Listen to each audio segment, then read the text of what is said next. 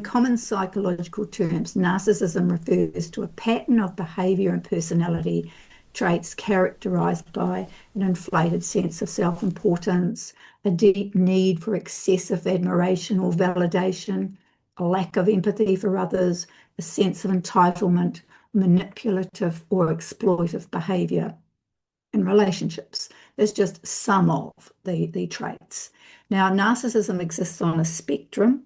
So, we can't say, right, that's it. There's a spectrum ranging from some form of self-centered behavior or some narcissistic traits to full narcissistic personality disorder at the extreme end. You might have seen that NPD. So we have a spectrum there. When we look at the expression of healthy self-esteem, so we need healthy self-esteem. It's part of our human experience. If we look at the expression of healthy self-esteem versus the expression of narcissistic traits, there is a core and very important difference. So a healthy self-esteem is based on a healthy sense of self-worth and respect. Okay, it's part of our relationship with life to have that healthy sense of self-worth and respect. Whereas narcissism stems from a sense of insecurity, distortion, and illusion, resulting in a compulsive need to protect one's false ego by seeking attention or elevating the self above others. So while only a small percentage of people are diagnosed with clinical narcissistic personality disorder, many more exhibit narcissistic traits or tendencies, many more, particularly in emotionally or spiritually immature individuals. From an occult and shamanic perspective, narcissism is not simply a personality pattern. Okay, it's really important to understand that it's not simply a personality pattern. It has much deeper metaphysical roots and spiritual implications, which I'll cover a bit later. So we understand the role of our personality if we look at, coming back to Russian dolls, right? Okay, we're complex, multifaceted, metaphysical creatures. We have a personality vehicle or a chakra, DNA, soul, etc. So narcissism is not just at a personality level held at the three vehicles that comprise the personality.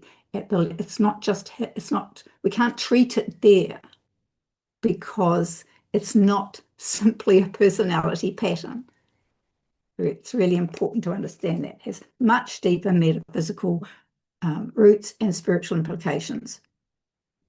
So let's look at some signs that you may be dealing with a person who has narcissistic tendencies, some of the subtle and not so subtle signs that may indicate you're dealing with somebody exhibiting those tendencies. So they may use covert or overt tactics that gradually erode your confidence and self-esteem, or no matter what the topic of the conversation is, they eventually circle it back to their own opinions, achievements, or emotions, or perceived needs. They create a dynamic where you find yourself tiptoeing around them. They test, ignore, or push through your boundaries. And over time, you begin to question whether your limits are unreasonable or selfish. They may deny or reframe things they have said or done. This creates confusion and causes you to doubt your memory, your instincts, your judgment, the tactic often referred to as gaslighting. They can create a dynamic where you feel indebted to them. So here's just a few of the signs that we know we're dealing with somebody who has these tendencies. Would anybody just like to pop into the chat, just your experience of dealing with somebody who's just a few things that they do? We're not interested in the person, but yeah, we've got one from Paula there. My mother is a narcissist and I keep experiencing relationships. So we're looking at, right, what you've observed in terms of the behavior, just a little snapshot from your experience, okay? Okay, treading on eggshells and confusion. Yep. World got smaller and smaller. Changing the goalposts. Beautiful one. Yep, that's such a good one. They're all good. Start questioning one's own reality. Yeah, gaslighting. Impossible to find solid ground to discuss. Frustration that I could not have an honest and progressive relationship with a person. So you're kind of getting an idea. These are not just words on a paper that we're reading about this. It's a very real thing that strikes at the very core of our being at a soul level or beyond the soul level.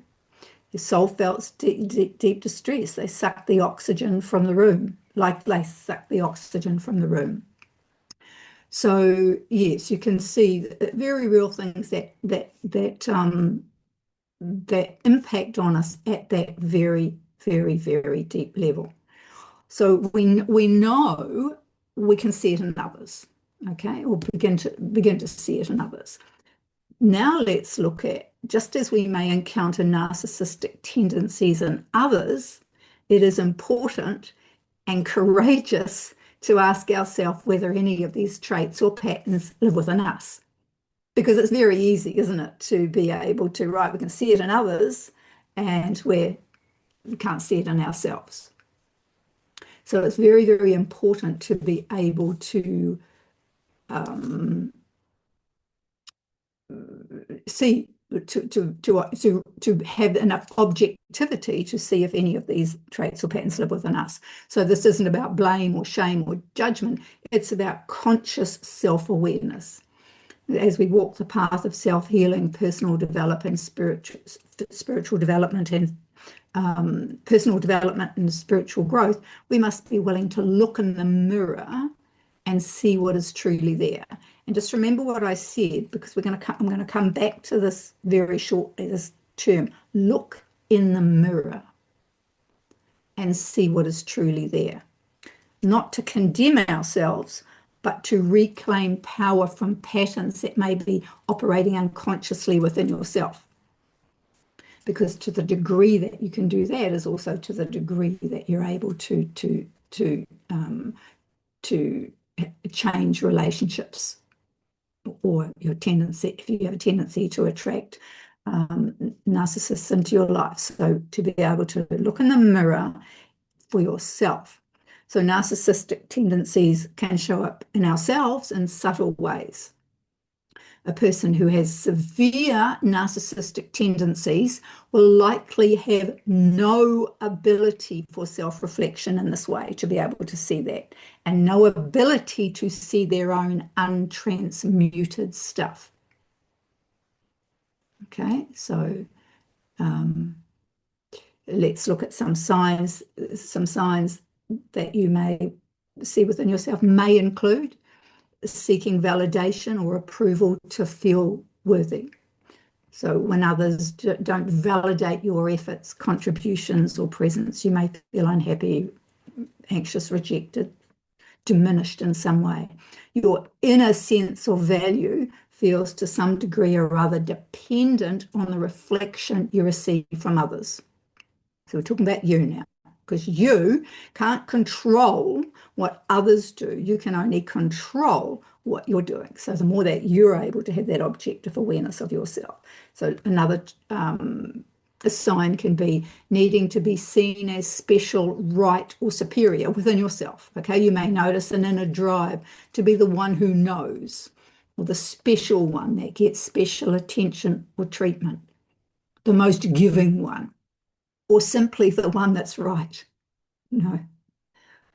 3, becoming defensive or reactive to criticism, where even gentle feedback can feel like a personal attack, or you may find it difficult to stay open to feedback, or shut down, or when somebody tells you something you don't want to hear, you may feel defensive, dismissive, or hurt. Or struggling to empathize with others' pain or perspective.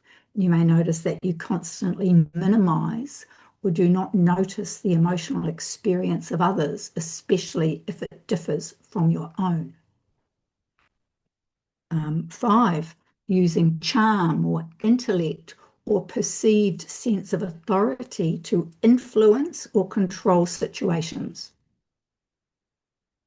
So you may unconsciously use your charisma, intelligence, spiritual insight, or perceived authority to subtly steer conversations, influence outcomes, or create an impression that you hold more power. So this can be very subtle. It can be disguised as caring or mentoring or providing guidance. 6, feeling uncomfortable when not the center of attention. You may find it difficult to sit in a group or social space where the attention is not on you. When others are being celebrated or acknowledged, you may feel invisible or resentful or overlooked, even if you don't show it outwardly. A few more examples. Feeling angry, disappointed, or resentful when you don't get your own way. You don't get what you want. A pattern of talking more than listening, or feeling the need to always have the final word. So it's important to understand that we all carry the potential for these tendencies within ourselves. In some cases, these patterns form as an unconscious protective shield in an attempt to defend a fragile or wounded sense of self or false ego. But on the path of deep soul work, we must become willing to turn the light inward and see where distortion may be living within us.